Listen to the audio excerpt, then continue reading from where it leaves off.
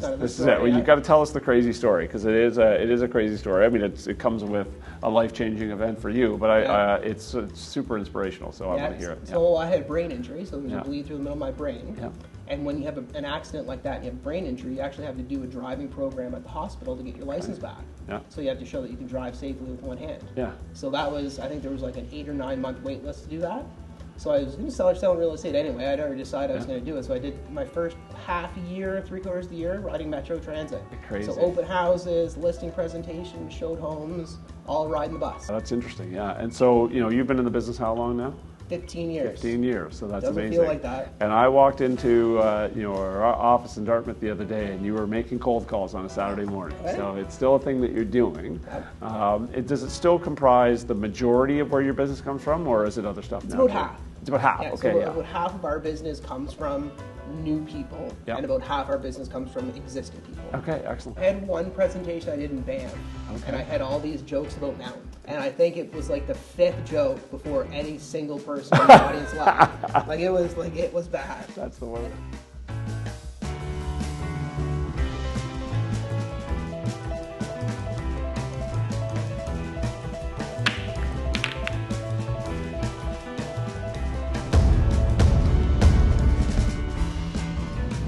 Today we are going to speak with one of my favorite people on the planet, Anthony Brown. Anthony has been in the real estate industry for about 15 years now, and he's well known across North America. One of the things that's particularly unique about Anthony are the obstacles that he faced when he first got into the business. Anthony's going to share how, within his first year, he was in a car accident and became paralyzed on the left side of his body. And so Anthony's going to share stories about how he got going in the real estate business, doing open houses by taking the bus to them. It's an incredible story of sort of perseverance, and Anthony's really a great thinker on the business as well. Today, Anthony generates about half of his business from his database, and the other half of his business comes from making proactive calls out to leads that he's generating online, and we're going to learn all about that with Anthony. And at the end, we're going to play a game of pool. Anthony is an amazing trash talker, and he's an amazing pool player, and I'm looking forward to sharing both of those with you as we get to the pool portion of our interview today. And so stick around, and we'll talk a lot of great real estate stuff, and hopefully you'll learn something. Anthony, thanks for coming, buddy. My pleasure, pal. This will be good. I can't wait to lose at pool here shortly. We'll see. It's going to be good. Yeah, it's going to be good. But before that, let's talk some real estate, which is always fun to do. One of my favorite topics. Absolutely, yeah. Let's start at the beginning. Go back to the beginning of your career. What were you doing before real estate? I know you started as a young guy, and still are a young guy. Still are a young guy. Yeah. And but what were you doing before? And then what caused you to think this is what I want to do?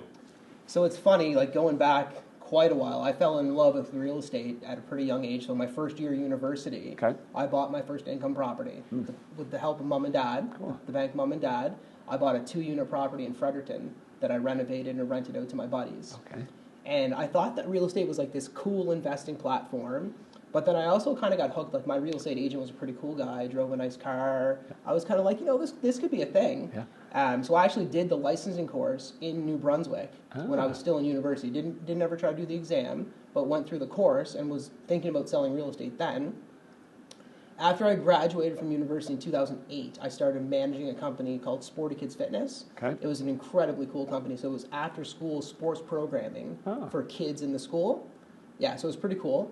And then I sold home theater for Future Shop back when we had commission sales at Future Shop. Yep. Loved that as well. So kind of got into the management world, got into the business side of things, and enjoyed that. I definitely learned a lot from my time. And then, of course, my accident. So I was hit by a minivan in 2009, was paralyzed. And then after I was going to go back to work, I kind of thought, I've always thought about this real estate thing. I was like doing the real estate simulators. Remember, you could simulate a career in real estate? That's right, yeah. So I kind of was doing those. I was like, this would be pretty cool. So I went, did my licensing, got my license, started selling real estate. That was in 2010. Yep. So my accident was January 2009. I did my license, got my real estate license in February of 2010, I think. Yep. And then started selling real estate, riding the city bus. This is it. Well, you've got to tell us the crazy story, because it is a crazy story. I mean, it comes with a life-changing event for you, but it's super inspirational. So I want to hear it. So I had a brain injury, so there was a bleed through the middle of my brain. Yeah. And when you have an accident like that and you have a brain injury, you actually have to do a driving program at the hospital to get your license back. Yeah. So you have to show that you can drive safely with one hand. Yeah. So that was, I think there was like an 8 or 9 month wait list to do that.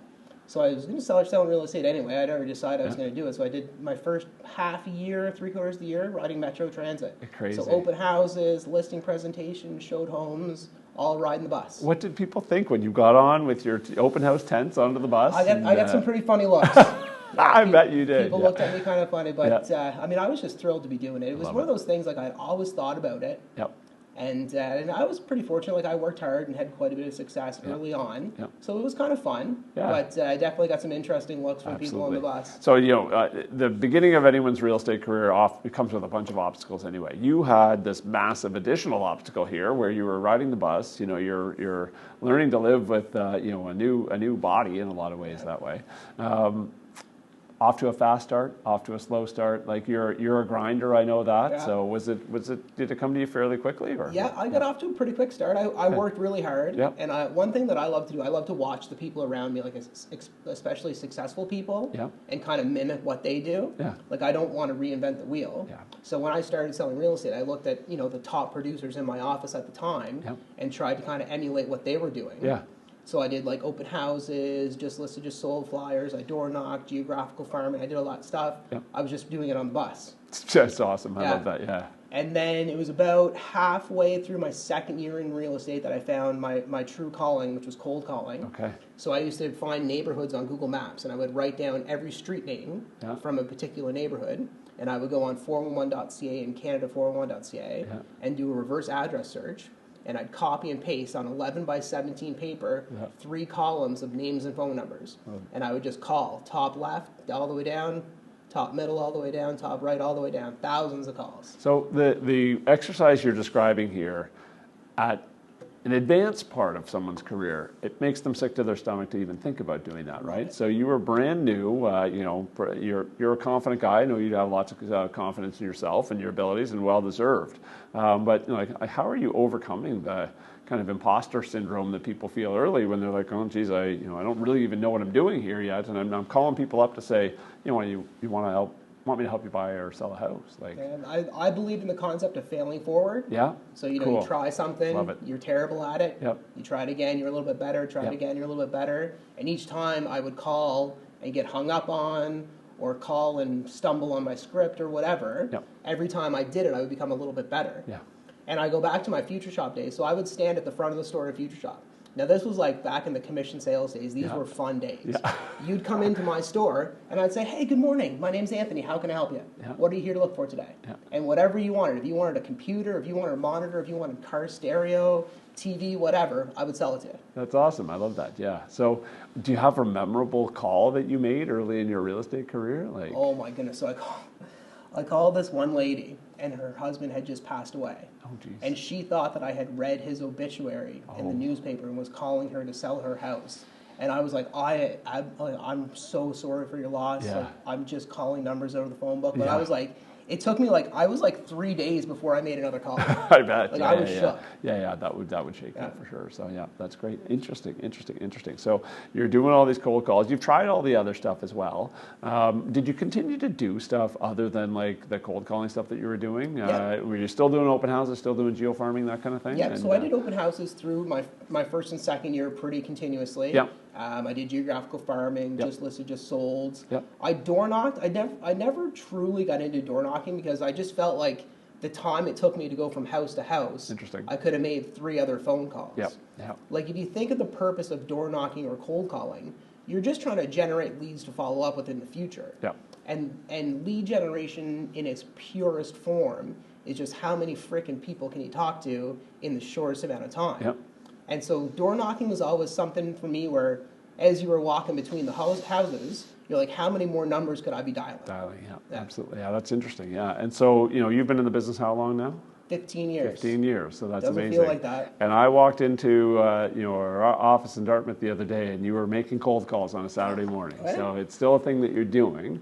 Does it still comprise the majority of where your business comes from, or is it other stuff now? It's about half. It's about half. Yeah, Okay. So about half of our business comes from new people, and about half our business comes from existing people. Okay, excellent. Yeah. And have you done anything to kind of cultivate that existing business over the years that you've been in the business? Like, how does that work for you? I would say that's probably the one thing that I could do more with. Okay. Is my database. Interesting. I've always, I stay in touch with my database, and I'm always chatting with them, and I coach their kids in soccer. We kind of live in the same area. We have the same circle of friends. Yep. But the people that aren't connected to us in those ways, like, their kids aren't friends with our kids, I'm not running into them regularly at the golf course or whatever, those are probably the people that I lack communication with the most, which is where I think my business could be better. Grow. Yep, okay, interesting, yeah. And as you kind of reflect on that,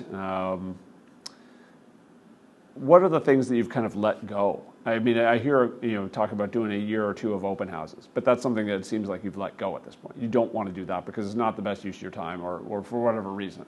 And I'll tell you a couple things about open houses, because this is a few conversations I've had lately. I don't know that they benefit sellers in our market anymore. Right, fair enough. So if you look at our market, like our single family market is still a very healthy real estate market. Yep. Right? If you're pricing your listings effectively, we had one where we had 13 offers. We had another one where we had 18 offers. People are competitively in these bidding environments, and there's so many showings that if you take 2 hours on a Saturday or Sunday of prime showing time, the people that are most likely to buy that listing are people that are going to go book a private showing with their own agent. Right. So 84% of home buyers in Nova Scotia have an agent that they're working with before they write an offer. Okay. And 90% of home buyers in Nova Scotia buy the property that they first engage with online. Is that right? So statistically speaking, an open house is honestly a poor use. And I'm not saying for agents not to do it, of course, it's a great way to generate some buyer leads. Yep. But typically, you want to be engaging with those leads before they go see the house at an open house. Right. You want to be getting them when they're looking at it online. Yeah, further upstream, basically. Exactly. And booking a showing with them to see it with you privately. Interesting. That's very cool. And so, I know that you described Canada 411 and the reverse lookup and putting it on a big giant piece of paper. I presume that one of the big problems you have is that a lot of people don't have a home phone anymore, and you can't go do the reverse lookup on a cell phone so easily. And the do not call list, so that came out after I had done my cold calling. Yeah, so as you have had these things kind of change in the industry, how have you adjusted to that? It's interesting. There's been a number of growth times through this. Yep. So when I first kind of noticing that, a lot of people weren't answering their home phones anymore, and then also the do not call list. So anyone that was registered on the do not call list, you would just search their phone number and make sure they weren't on there. It took an extra few minutes per every phone call. Sure. But if someone was to reply to one of your ads, you have implied consent to communicate with them for a year. Right. So you have 12 months that you can communicate with them with implied consent. Yep. So I started running Kijiji ads. Ah. So I ran 14 Kijiji ads a week, 2 a day, 7 a.m. and 7 p.m. Yep. I had Kijiji ads for all my listings. I borrowed listings from other agents. Yeah. I had flips and foreclosures Kijiji ad. Okay, yeah. I had one that was buying distressed properties. So I had all these ads that I ran, and I made Excel spreadsheets out of all the leads I got that I then communicated with regularly instead of doing the call lists. But slightly differently, these people had initially, at least in some small way, put up their hand a little bit. Exactly, right? So, express some degree of interest. Yeah, interesting. And so did you notice the flavor of the conversations change at that point? Or tell me about it. At that point, I pretty much used the same script. Did you? Okay. And I use a similar script now. It's been improved and changed as I've gone. Yep. But it's to some degree, it's still the same script. Love it. Yeah, that's great. That's awesome. Yeah. Absolutely. And then, the Kijiji thing was good, but it was a lot of work. Yeah. I was on Kijiji for hours a day. I'm telling you, hours a day. Yeah. So then all of a sudden, online leads became like this big thing in real estate. Yeah. So all of a sudden, I could pay other companies to do all the back end of that stuff for me. Right. And then I just did the calls. Right. So then we went through a number of paid avenues. To get leads. And you've landed on one of those now, I presume, that you're generating leads off of. I use the Bold Trail Sphere. Yeah. Okay. Cool. Yeah, that's excellent. And that's what sort of comprises that 50% of your business that you're describing as new now at this point. Super cool. And I know that over the years as well, like you've been a solo agent to start, and then you've grown a team, right? And the team has had different iterations over the years. But tell me about how you decided I'm going to go do the team thing. I'm going to grow myself a team. It wasn't really that strategic of a Okay, process. yeah. It was kind of, I just needed it. Yeah. So I became so busy that I couldn't run with all the buyers that I had at that time. Yep. So I started with an admin. Okay. I started with a licensed admin. So I went licensed admin, then my first unlicensed admin was my third admin. Okay. But it started with an admin and a buyer's agent. So I had a licensed admin and a buyer's agent. And really, it was just like, I got so busy, I had to like pull someone out of the bullpen and be like, hey man, do you want to run with some buyers for me for 50%? Yep. And it was Will. Yeah. So Will was my first agent on my team. Great dude. That's awesome, yeah. And then it kind of grew from there. So then I was 2 licensed agents and a licensed admin, and then 2 licensed agents and unlicensed admin. Yep. And I think I've been as big as 7 licensed and 3 admins. Yeah. And now we're 4 licensed with 2 admins. Cool. That's and awesome. That's a pretty healthy, like, I don't know, I like to coach my kids' sports teams. I like to play some golf. Yep. I like to take a bit of time off. So I find having a team that is somewhat self-sufficient and can somewhat run itself is a bit better of a spot for me. I still love selling real estate more than I like managing people. Yeah, and as you're providing leadership to those people, what are the things that they're relying on you for? Like, are you providing the leads? Yes. Are you providing the education, or a bit of both? Or maybe tell me what it is. A bit of both, and some admin support. Okay. And a bit of pooling of resources. Yeah. And have you found people who want to, I guess, let's call it prospect in the same way that you do? And are you kind of forcing that upon them, or do you sort of say, hey, listen, the result's what matters. I care that you get this many deals across the goal line. I think that's where I'm at now. Okay. So I kind of let people do what they want, how they want. Yeah. I had 3 ISAs at one point. So I had people that were doing outbound sales calls for us. Interesting. And then handing warm leads off to the team. Okay. I had a duty schedule, so I had team members that were on duty, like morning, afternoon, evening, 7 days a week. Yep. Then we've done team call nights. Wow. And I've kind of just, I have people on the team that like to door knock. If they want to door knock, they can door knock. Okay. If they want to work their database more, they can work their database more. Yep. And then, I love calling leads. Yep. And if I can convert enough leads to hand some off to the team, I do. Yeah, cool. That's awesome. Yeah, that's awesome. And now, how does the handoff process go generally? Like, is that a tricky thing to hand off, or is it? I found it was when I had the ISAs. Like when it was coming from my ISAs to the agent, it was a bit of a, bumpy handoff. Yeah. From me to the team member is a bit smoother. Yep. I just say, hey, this is what we do. With buyer clients. We both have different things we do. They're going to take you out and show you the houses. I'm going to negotiate the contract for you. You get the best of both worlds. That's type great. Thing. Yeah. Other than the sort of online lead generation, are there other lead generating activities that you're doing right now with the team, or that the team is doing out there? Yeah. So we have 2 team members that door knock very regularly. Okay. So they do it together. Yep. They do the same street. One goes up one side, one goes up the other. Cool. And what they do is they share all the listings or buyers that they get from those the door knocking they do. Love that. Yeah. That's awesome. That's great. Yeah, love that. Cool. Okay, I'm just going to sort of pivot here for a second, because I know one of the things that you've always been passionate about too is getting up in front of the real estate industry to share your knowledge, right? Yeah. And when did you realize that was something that you like to do as well? Oh man, the first time, Richard Robbins. Yeah. The first time in Halifax that he had me up on a panel. Yeah. Okay. Great. Yeah. Fell in love with it. Yeah. Okay. Great. And so you've now been across the country basically, and talked about what? Everything, my accident, my recovery, being healthy, peak performance energy, online leads, cold calling. I've done it all. And how does that sort of tie into the real estate sales business that you're doing? Is it just something that's a labor of love for you, or does it actually provide some opportunities for you as well? No, it provides a lot of good referral business. So if I get up in front of a good audience of agents across the country, it usually results in a few referrals from other markets. That's great. Yeah. I also love doing, I'm very passionate about our brokerage, so I love doing our Valley offices and our New Brunswick offices. Yeah. But it's also just something I love the real estate industry. I like the thought of realtors being held in a high regard. I like helping people improve their professionalism, improve their business. I'm just passionate about giving back to the business. That's cool. Yeah, that's awesome. And what's the kind of funniest or most curious story about getting up in front of a room that you have so far? Do you have any of those that you'd say? I don't know. I just love it. I know you do well with it too. I had one presentation I did in Banff. Okay. And I had all these jokes about mountains. Yeah. So it was at the Banff Western Connection. Yeah. And I was presenting in this room, and literally right behind me was the mountains. Rocky Mountains. Yeah.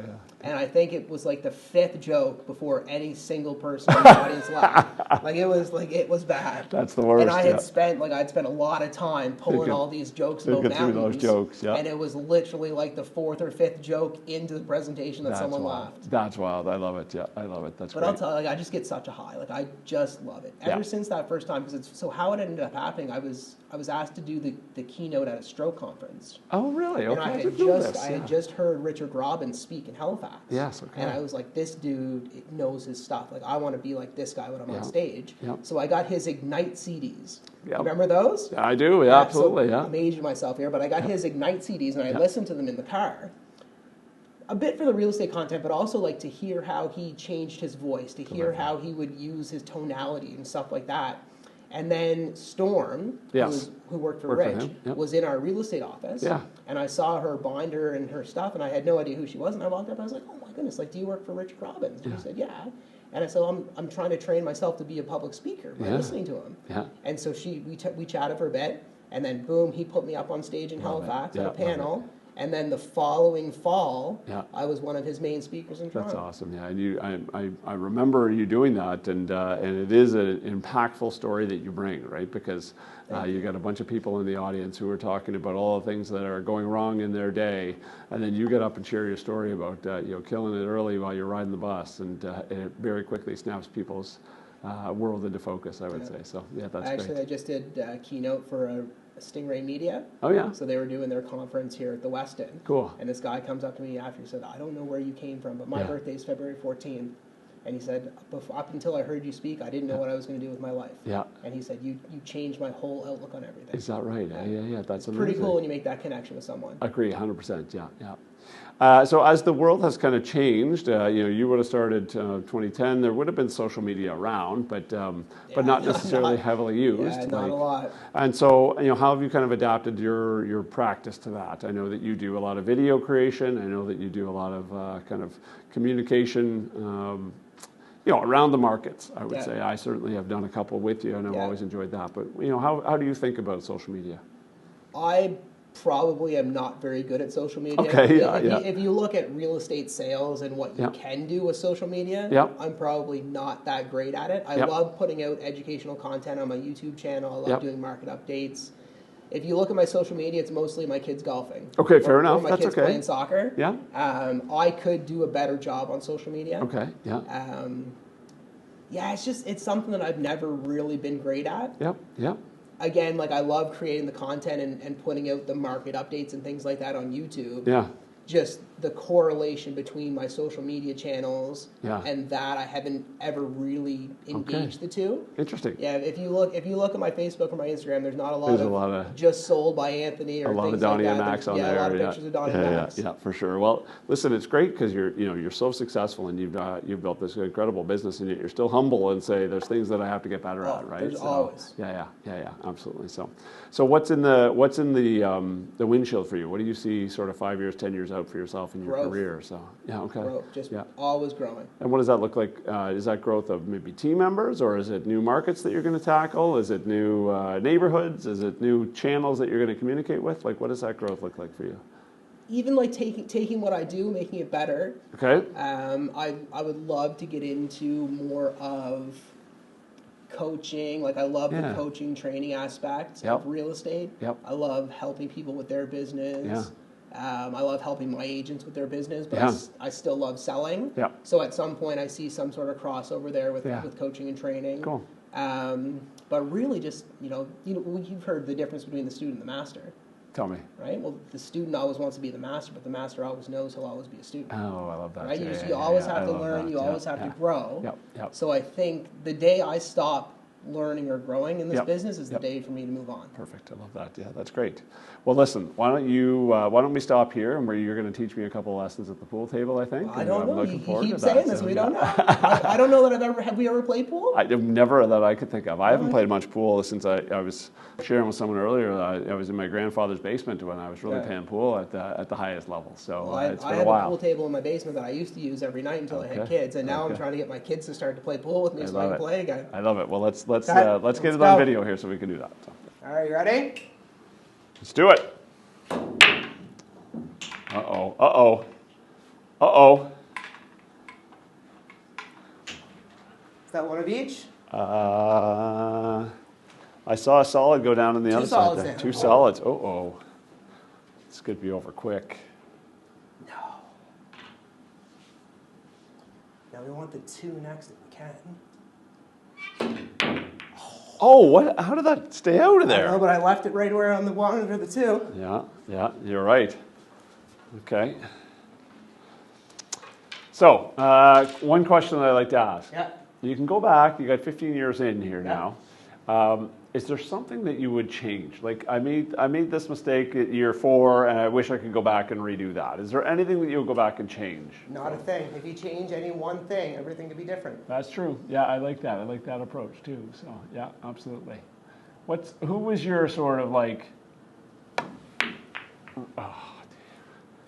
real estate? Like, who did you want to be? Who was the real estate role model for you? I guess. When I first started. Yeah, when you first started. Wayne Cochran. Wayne Cochran. Tell me about what was it about Wayne? So. When I started in this business, like Wayne was just the smartest dude I ever thought I'd meet. He was. He still is. He's still a smart dude, right? Okay, so, I'm gonna go 6 onto 2 into the side. Okay. Yeah. Jeez. Maybe. That's gonna be a good shot. Well, we don't know yet. Oh, that was good. Didn't get it.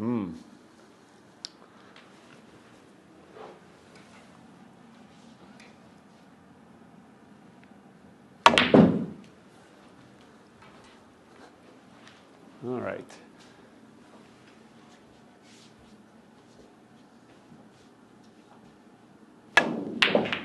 There you go. So we talked about golf. What else do you like to do to kind of chill out?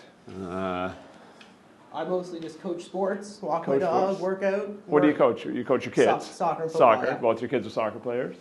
Are either of them future real estate agents, you think? I don't know. I'd like to think maybe.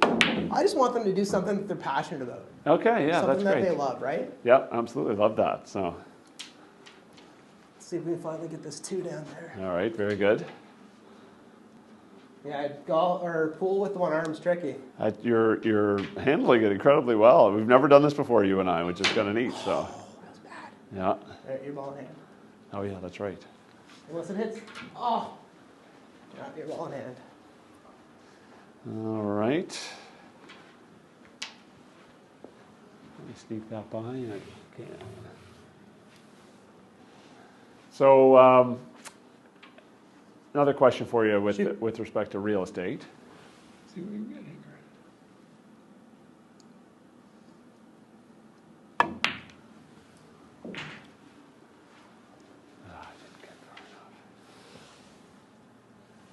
didn't get far enough.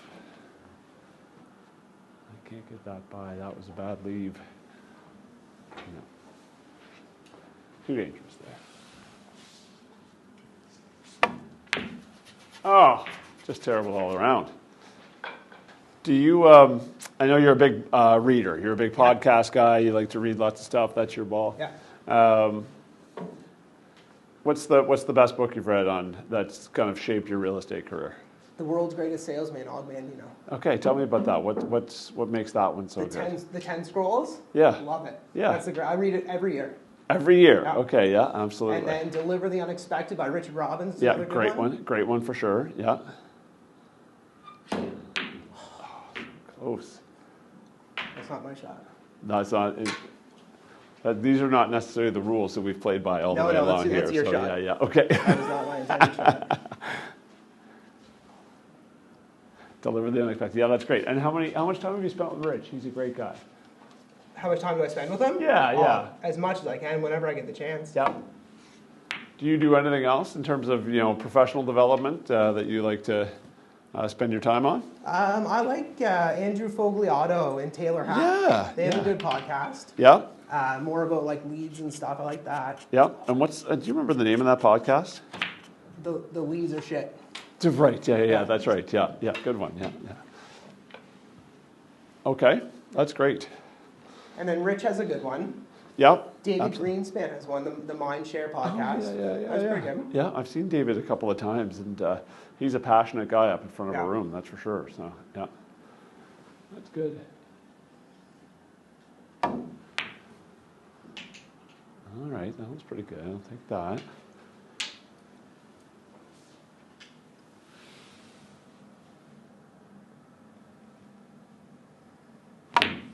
Oh, man.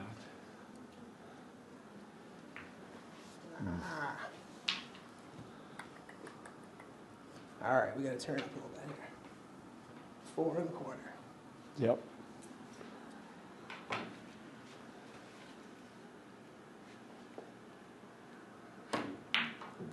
Oh.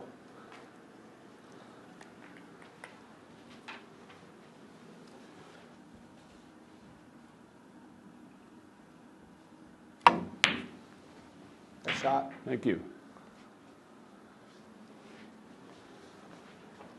Do you have a neighborhood that you'd like to specifically work in?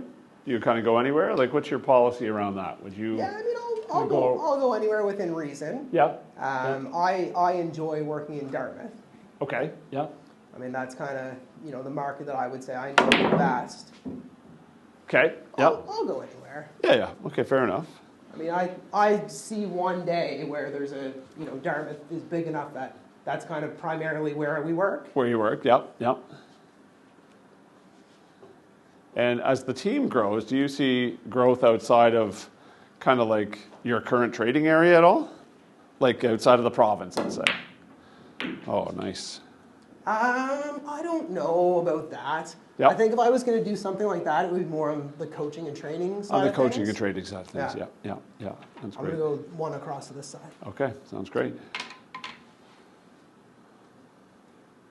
No. I think in terms of like the interprovincial teams, it just gets tricky with regulations and licensing and stuff like that. Yep, fair enough. And I know you've kind of spent some time in organized real estate too. Tell me how that sort of shaped part of your journey in real estate also. Yeah, so I was on the board of directors for the commission for 2 terms. Yeah, which is the regulator, right? Yeah, so quite enjoyed it. Yep, excellent. And what did you sort of take away from that? Anything in specific other than enjoyment? Thank you. No, great leave. Yeah. I think there's probably more to it than the average realtor envisions or thinks. Yeah. Right? There's more to just how the whole system works. Yeah, fair enough. Yeah.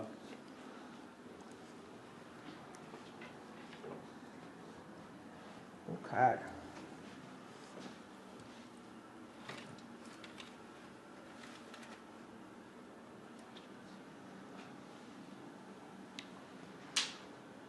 Four in the corner and 5 in the side. Oh, wow. Okay.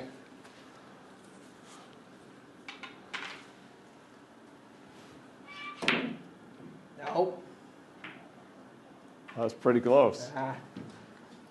Tell me about your sort of daily routine, pal. I know you're an early riser. And 4:15 every day. 4:15? At 4:15 every day. Yeah, that's wild. Okay. Get up, I read for 50 minutes, meditate for 10 minutes. Okay. Walk the dog around the lake, work out, and go to work. Love it. That's Best time of the day. That's great. And so what time do you kind of get going on your work day? Would you say that some of that's work, I know, but... I'm usually in the office for 8:30. Okay. Yeah. That's pretty good. Gets you kind of going with the day. And when do you start making calls generally? Like, are you... 9. 9 o'clock. Okay, yeah.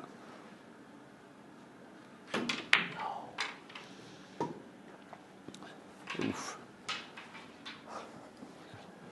I was on the other end of this with Will. Yeah, this is not my best showing today. Oh.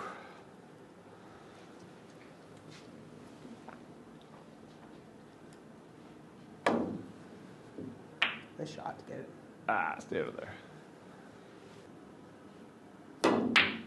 Oh, geez, another fun little leave.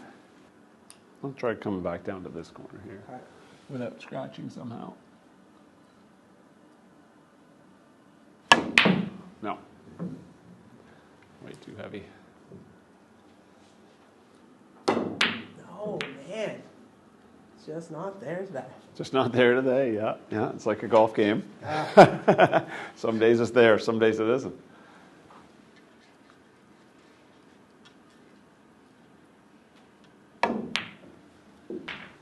All right. There you go. Now's the time.